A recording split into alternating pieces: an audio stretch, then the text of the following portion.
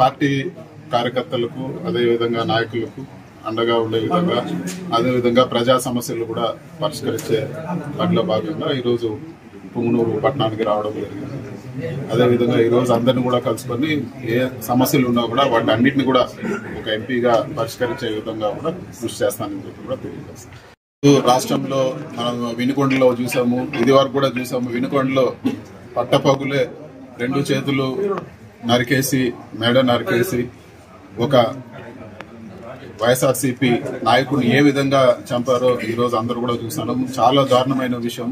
అదే విధంగా ఈ రోజు ప్రతి నియోజకవర్గంలో కూడా ఈరోజు ఇల్లులు కొట్టేయడము, కార్యకర్తల పైన దాడులు చేయడము, వాళ్ళు కేసులు పెట్టాలని పోతే మరీ తిరిగి వాళ్ళపైన కేసులు పెట్టించడము, ప్రభుత్వ ఆస్తులన్నీ ధ్వంసం చేయడము, ఇవన్నీ కూడా ఒక చెడ్డ ఒరవడిగా ఈరోజు తీసుకురావడం జరిగింది తెలుగుదేశం పార్టీ. ఇది సరైన పద్ధతి కాదు.